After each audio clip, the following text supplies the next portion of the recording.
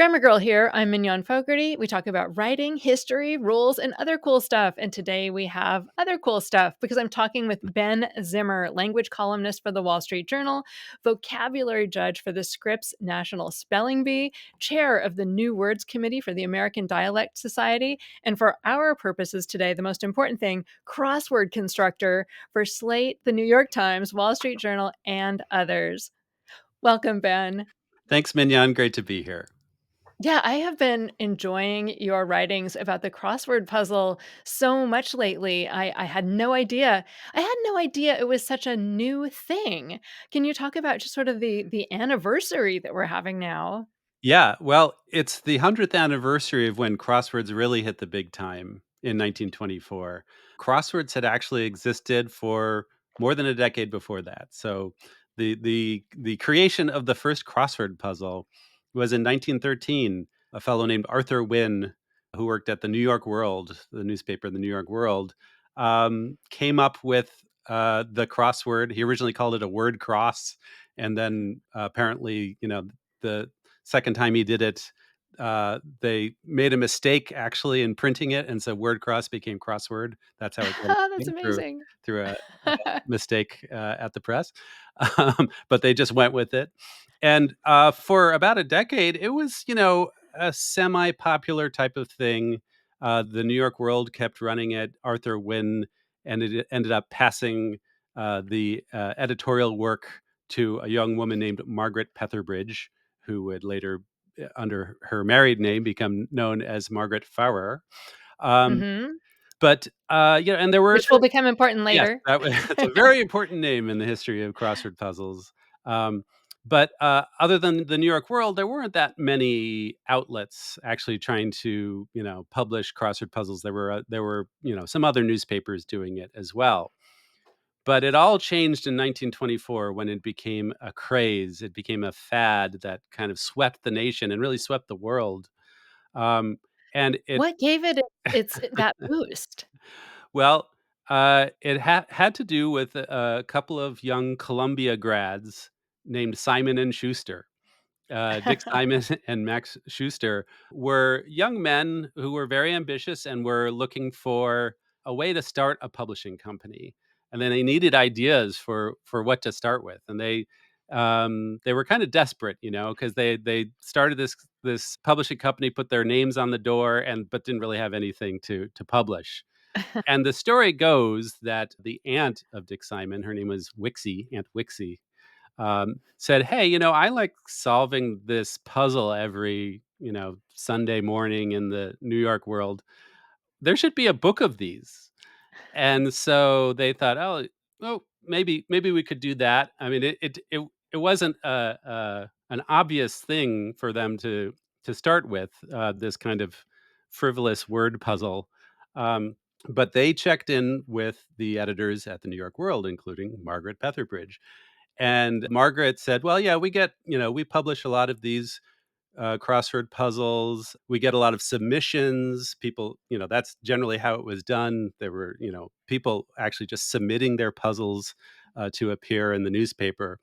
And she said, "Well, yeah, in my drawer, I've got a bunch of crosswords that haven't been published yet. So I guess, we could take 50 of those and make a book out of it." And so young Simon and Schuster thought, "Okay, we'll do this," but they were worried that this would be a commercial failure and that their names would be attached to it. And so they used a different name for their imprint. Basically, they didn't go with Simon and Schuster, not yet. Originally, they called it Plaza Publishing Company, and they just picked that because their telephone number had the exchange, like the old telephone numbers had the exchanges. So Plaza was their telephone exchange, and so Oh, they right, just like, if you watch old movies, you'll hear, right, like, Plaza 42 or something like exactly, that as a yeah, phone number, yeah. right. So that's what they called it, as just a kind of a dummy imprint.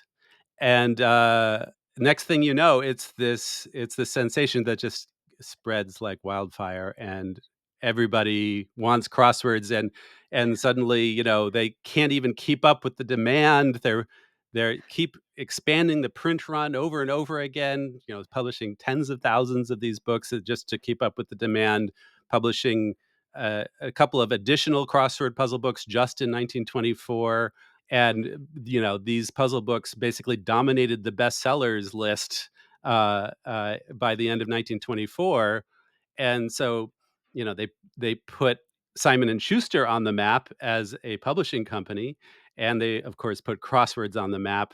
And really, it was a kind of a sensation that there were various sensations like that back in the 1920s. There were a lot of fads going on, but the crossword fad is interesting because it's held on. 100 years later, sort of the craze continues. Yeah, I was amazed how instrumental it was in the founding of really the big publishing industry as we think of it today.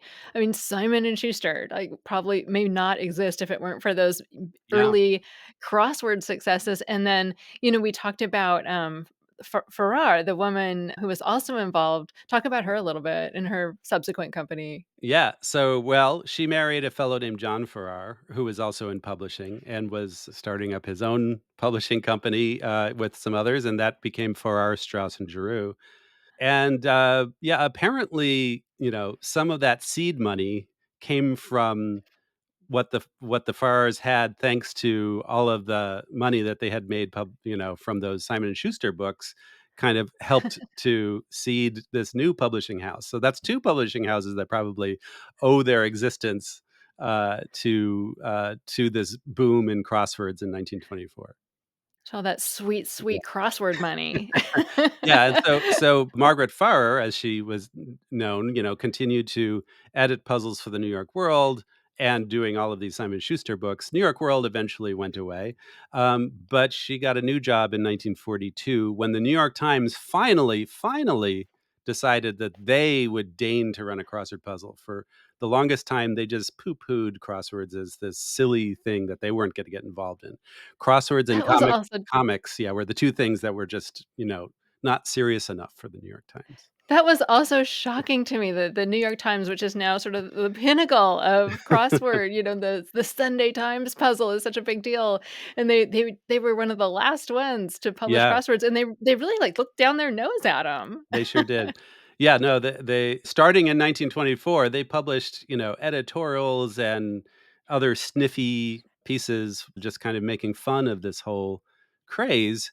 Their, competitors in New York, the New York World, New York Herald Tribune, the various New York newspapers were all jumping on it, and I guess they kind of set themselves apart. Like, if you want the more serious news without the crossword or the comics, then come to the New York Times. But then finally, yeah, after Pearl Harbor, that's really what it took when, Arthur Sulzberger, the publisher of the New York Times, thought that, it would be a good kind of diversion from all of the serious news as the US went to war. And so he snapped up Margaret Farrar to be the editor of the Times. And she stayed in that position for decades and kind of set the template for what crosswords continue to be. I mean, all of the kind of the rules for crossword construction, like the kind of symmetry that you use in crosswords, things about how many black squares are good, like how you have to have sort of interlocking entries and no two-letter words and that sort of thing. I mean, that was all pretty much Margaret Farrar instituting that as the standard. Amazing. And, and you said it was a sort of a reaction to World War II. That, okay, people need a diversion. And, I didn't really realize, but during the early days of the pandemic, crossword puzzles Yeah, also had another surge in popularity. So it seems like absolutely. Yeah. in times of trouble, we turn to crosswords and other games, of course. It does seem to that way, and yeah, you can see the success of Wordle and all of these other word games and word puzzles, especially since the pandemic.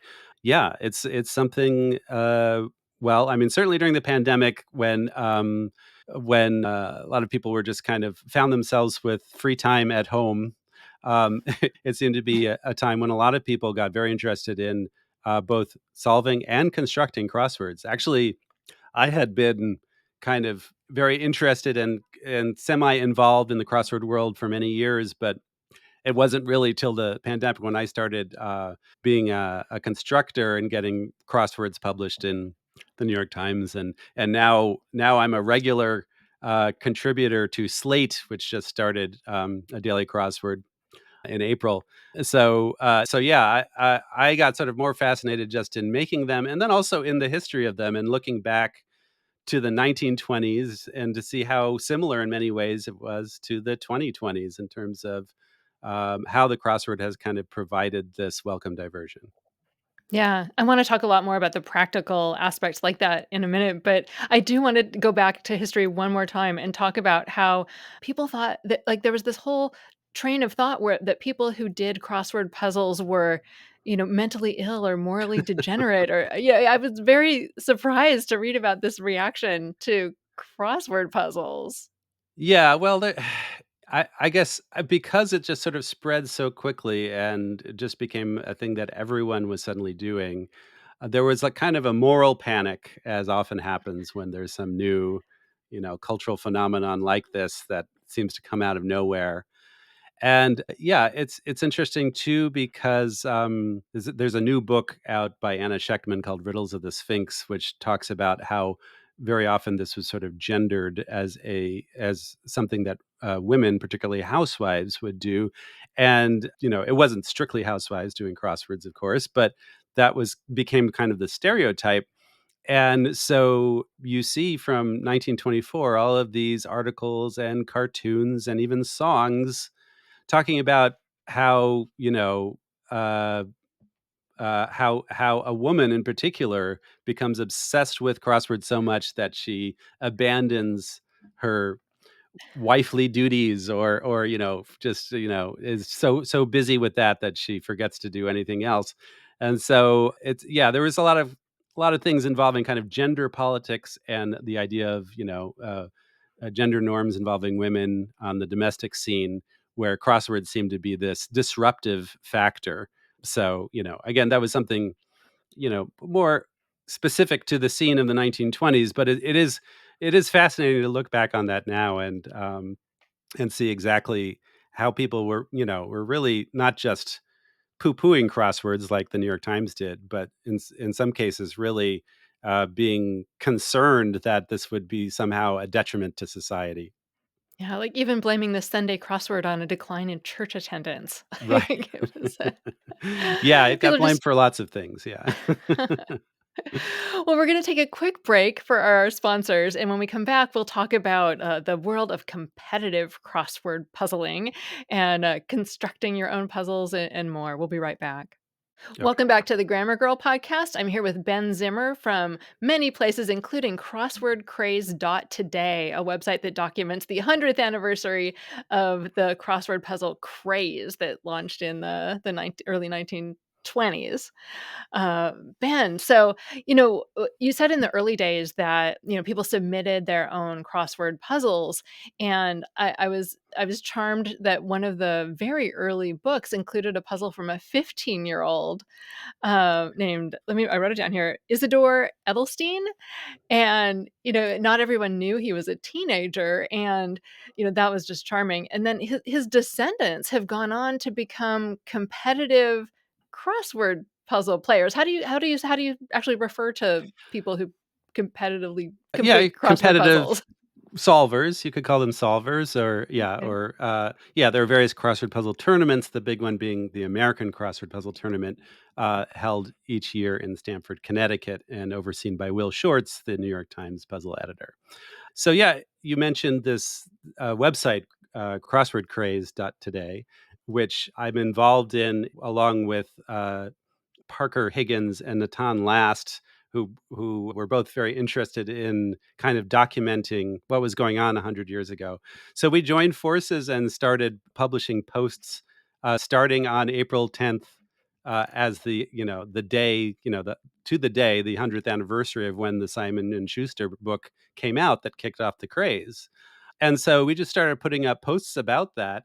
And I just found out, via a Facebook group of people who attend the American Crossword Puzzle Tournament, that one of these puzzles in this first book was created by, the ancestor of sort of current, crossword puzzle competitors.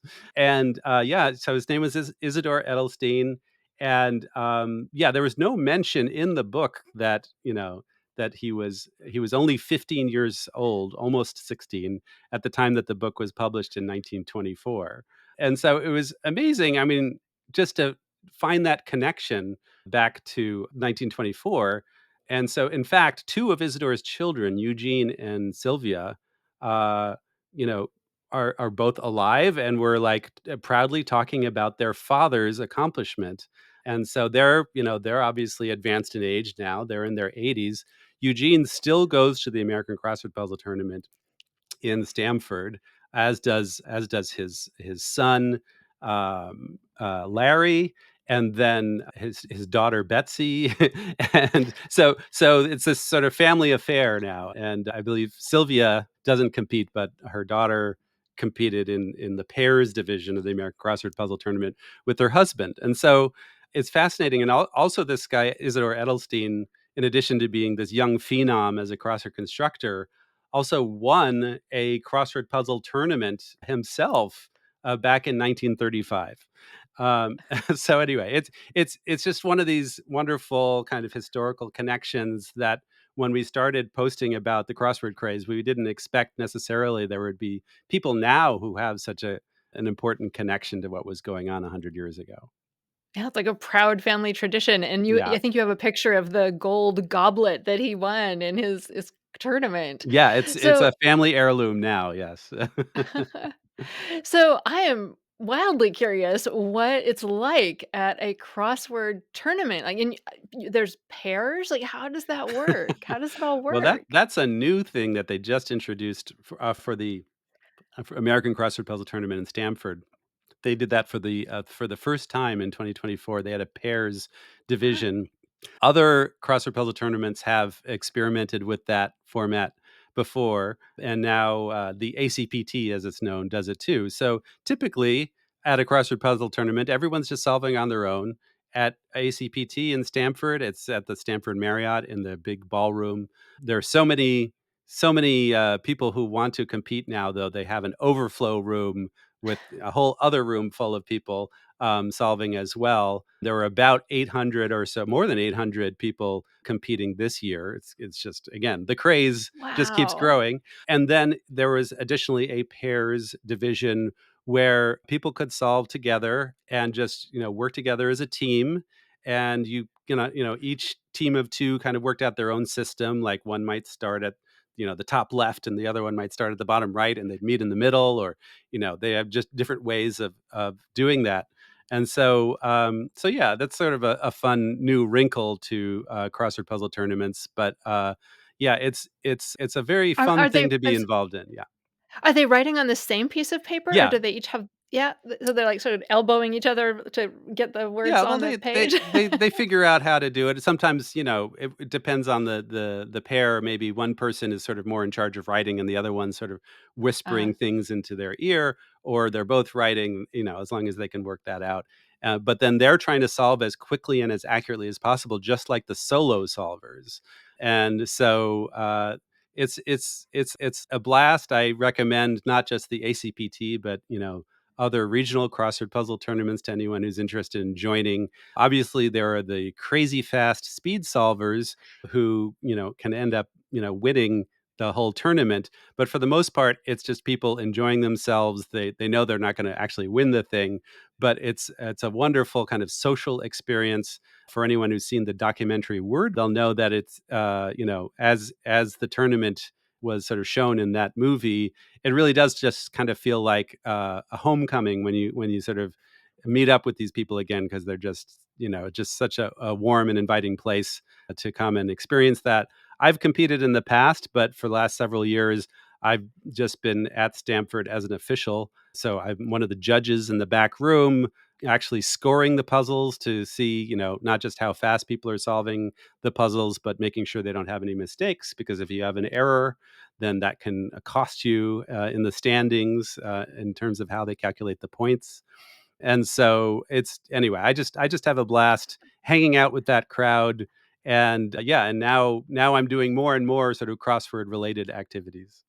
That sounds really fun. What kind of times are we talking about here when you say speed? Is that like a minute? Is that 10 minutes? How long does the speedy people complete? Well, the fastest solvers could solve, say, a Monday New York Times crossword puzzle in under a minute. Um, Wow.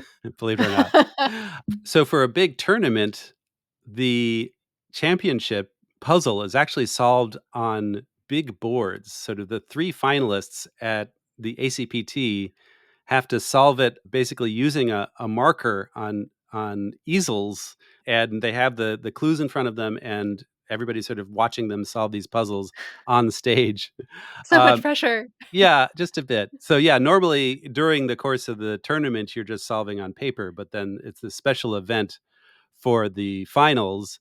And even with all that pressure and that kind of like awkward, unnatural way of solving a puzzle, um, they can solve these extremely hard puzzles in about 5 or 6 minutes. So Oh my gosh. Paolo Pasco won the most recent American Crossword Puzzle tournament in April, and I believe his time on this very difficult final puzzle was, yeah, something like 5.5 minutes. Amazing, amazing. So if people wanna get started competing, like, what's the best way to for, someone who's never done it before to get started? Well, you can get the information about the ACPT by going to crosswordtournament.com. There are also lots of other regional tournaments, as I mentioned, for people who want to get their feet wet. Uh, New York City, for instance, has one in August that's called Lollapuzzoola. And there are actually a couple of new ones just starting this year. There's one in Chicago. That's the Midwest Crossword Puzzle Tournament, and then there's one out in the San Francisco Bay Area starting this year called Westwards. And so yeah, I mean that just goes to show again how this kind of crossword craze is continuing. I would recommend, yeah, trying out one of these tournaments. There's also lots of activity online. There are Twitch streams, for instance, which is where you can watch people solve crosswords or even make them sometimes. There's a Discord server called Crosscord where a lot of crossword folks hang out and exchange ideas about both solving and constructing and share in this kind of new community building. So 100 years ago, you had to do it all just via these newspaper puzzles, but these days, much of the action is online. Right, and so then if like Isidore of long ago, you wanna construct Yeah. crossword puzzles, like, how do people get started doing that? Well, unlike 100 years ago, now there's software that helps you create crosswords. And so, I would recommend actually for people who want to sort of get a sense of all of this stuff, including the crosswords that are published in various venues, tournaments, software. If you go to dailycrosswordlinks.com, that's a repository that is also in the form of a kind of a daily email that goes out to everyone who's interested to see like all the puzzles that get published and all the different outlets. And there's many, many outlets these days.